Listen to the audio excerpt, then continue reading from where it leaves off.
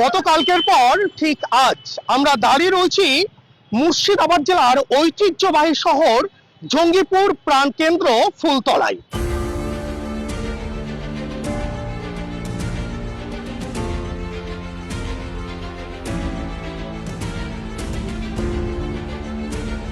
আর তুমি রাত্রে ঘুম যেতে পারি না, ডরে ঘরে শুচ্ছি, তাও যে ঘুম যেতে পারছি না। কালকার আতঙ্কটা বাটা বেনাকি করলে ওরা মুসলমানের উপরে।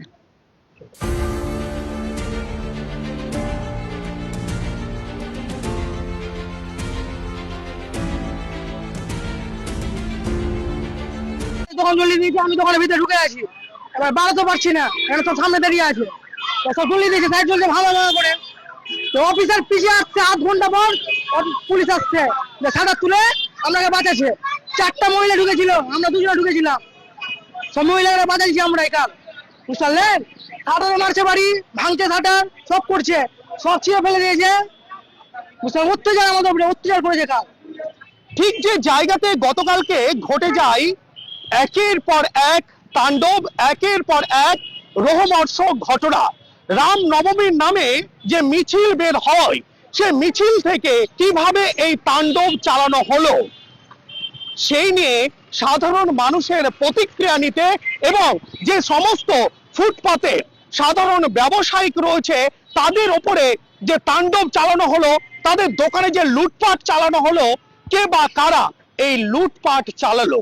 যে জঙ্গিপুর শহর একটা সম্প্রীতির পীঠস্থান, যে জঙ্গিপুর হিন্দু মুসলিম সকলে একত্রিত ভাবে কাঁধে কাঁধ মিলিয়ে বসবাস করে, তারপরেও এই জঙ্গিপুরের মাটিতে এই মুর্শিদাবাদ জেলা জুড়ে বারংবার কেন এই অবমাননা করার চেষ্টা চালানো হচ্ছে। রীতিমতো গতকালকে থেকে জঙ্গিপুর পুলিশ জেলার পুলিশ প্রশাসন এবং কেন্দ্র বাহিনীর তত্ত্বাবধানে জঙ্গিপুর শহর জুড়ে জায়গায় জায়গায় রাখা হয়েছে কেন্দ্র বাহিনী এবং রঘুনাথগঞ্জ থানার পুলিশ। তারপরেও সাধারণ মানুষ কতটা দুশ্চিন্তায় রয়েছে, কতটাই বা নিরাপত্তাহীনতায় ভুগছে, সেই সমস্ত বিষয় জানার জন্য আমরা উপস্থিত হয়েছি। কালকের পরিস্থিতিটা মানে এটা আমরা যেটা বুঝতে পেরেছি সেটা হচ্ছে একদম পরিকল্পনা মাফিক। হ্যাঁ, কারণ এর আগে এইরকম জিনিস হয়নি। এর আগেও রামনবমী হয়েছে, কিন্তু এর আগে এরকম হয়নি। কিন্তু এটা যেটা বুঝতে পেরেছি একমাত্র পরিকল্পনা মাফিক।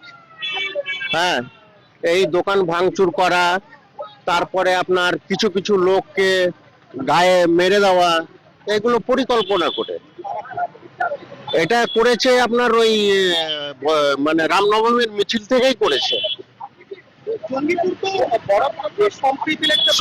হ্যাঁ, সম্প্রীতির এলাকা। এই ঘটনাটা খুব নিন্দনীয়, কারণ এটা আমাদের জঙ্গিপুরের মানুষ এটা আশা করেনি। হ্যাঁ, কারণ আমাদের এই জঙ্গিপুর সব সময় সম্প্রীতি নিয়ে বসবাস করে, কিন্তু সে হিসেবে এটা একদম নিন্দনীয়। হ্যাঁ, কারণ এটা মানে জঙ্গিপুরের মানুষ এটা কখনো আশাবাদী নয়। হ্যাঁ, কিছু উগ্র মানে রামনবমীর মিছিল থেকেই উগ্র কিছু যুবক এই কাজগুলো করেছে। আমার নাম শেখ মুজিবুর রহমান, বাড়ি আমার জঙ্গিপুর। কি বলবো আমরা দেখলাম, ওই তো মারপিট হচ্ছে, এটাই দেখলাম, কি দেখবো। কারা কোনো সবাই করছে, হ্যাঁ দেখেছি তো, মুসলিম হিন্দু নিয়ে হলো মারপিটটা। এবার ওটা মারপিট তো চাই না আমরা, মীমাংসা চাই, হয়তো ভালো চাই, আমরা সুস্থ শান্তি চাই, আমরা তো এগুলো খারাপ চাই না।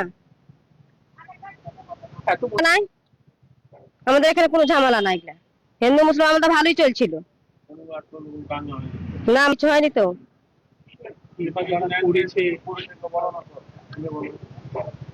যারা করেছে তারা অন্যায় করেছে এগুলা।